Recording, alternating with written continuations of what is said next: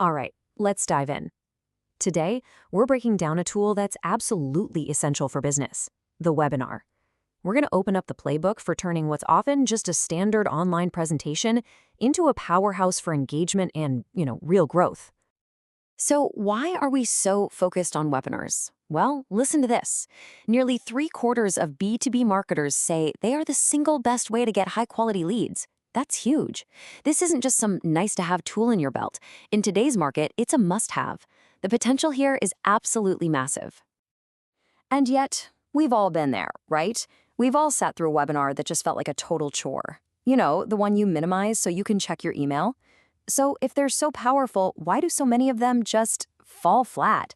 That's the problem we're going to solve today. To get there, we're not just going to throw a random list of tips at you. Nope. We're going to walk through the entire life cycle of a webinar, and we've structured it like a 3-act play. Act 1 is all about grabbing your audience's attention. Act 2, that's about keeping them engaged during the live show. And Act 3, that's all about cashing in on the value long after the webinar is over. So let's kick things off with Act 1, the promotion playbook. Because let's be real, a great webinar that nobody attends is, well, it's just a dress rehearsal. Getting the right people into that virtual room starts way before you ever go live. Now, this right here, this busts a really common myth.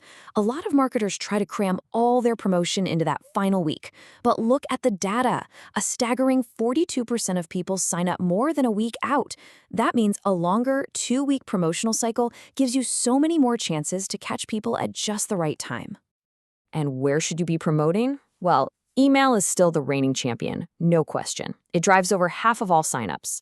But you can't just rely on one channel. You can see that social media and your own website are also bringing in a serious chunk of the audience.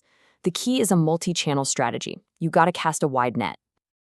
Okay, so you've driven the traffic to your registration page, but this is where you can lose a ton of people. A bad registration page is a conversion killer. Keep your form short. Seriously, 5 fields or less can boost your signups by 10%. Use button text that feels active, like save my seat. And don't forget the little things that make a huge difference, like adding a calendar tool and social sharing buttons right on the confirmation page. And now for Act 2. Your audience is here. They've signed up, they've shown up. Now the real work begins, crafting a live experience that actually holds their attention and delivers some real value. We have to start by talking about the #1 enemy of webinar engagement. We call it death by 1,000 bullets. You know exactly what I'm talking about. Those slides that are just crammed with line after line of tiny text. See, more words don't make your message stronger. They make it weaker. The audience just tunes out, they start multitasking, and eventually they just leave. The solution? It's simple. You have to remember you're telling a story. Your visuals are there to support that story, not to be a word-for-word transcript of it. The best presentations use big, powerful images with just a few keywords. Let the speaker, that's you, tell the story, not the slide. And the experience goes way beyond just your slides. The actual webinar console, the window your audience is staring at for an hour, that is prime real estate to reinforce your brand. A custom, visually engaging console makes your whole presentation feel professional, and it keeps people focused, way better than some generic, boring template. Look, to keep your audience from drifting away, you have to get them involved. It's not optional. Webinars that have interactive stuff like polls and Q&A see a 22% lift in engagement. It's just not enough to talk at your audience anymore. You've got to talk with them. So how do you do it? Well, you can start with a live Q&A. It's consistently ranked as the audience's absolute favorite feature. Use polls to get a quick pulse check from your audience. Oh, and here's a crucial tech tip. Never, ever, ever present using a cell phone. Bad audio quality is the fastest way to get people to just drop right off your webinar. And that brings us to Act 3, maximizing the post-show payoff. So many marketers think their job is over when the live event ends, but in reality, some of the most important work is just getting started.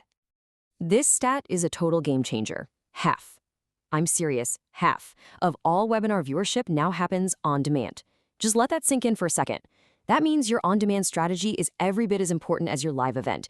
If you're not planning for the replay, you're basically ignoring half your audience. Now, When people do show up live, they are incredibly engaged. The average viewing time is almost a full hour. That's a huge chunk of someone's day. It just proves that when the content is right, you can capture and hold your audience's complete and undivided attention. But now, compare that to the on-demand viewing time. It's a lot shorter, right?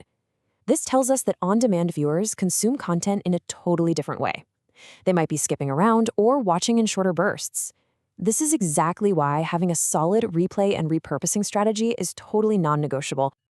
So here's a super simple but powerful way to turn that 1-hour event into weeks of content. First, get that replay link out to everybody who registered within 48 hours. Next, repurpose your key takeaways into a blog post. And finally, slice up the best moments, like a great Q&A, into short little video clips for social media. This makes the life of your content so much longer. So what about all those leads you just generated? Don't just dump them all into your system. Smart lead scoring is about combining two types of data. First, there's the demographics, who they are. And second, there's the behavioral data, what they actually did. Did they stay for the whole thing? Did they ask a question? Combining these two things helps your sales team focus on the hottest, most engaged leads first. So there you have it. We've walked through all 3 acts of a great webinar. Now let's bring it all home and wrap it up. The path from a good webinar to a great one really just comes down to these 3 things.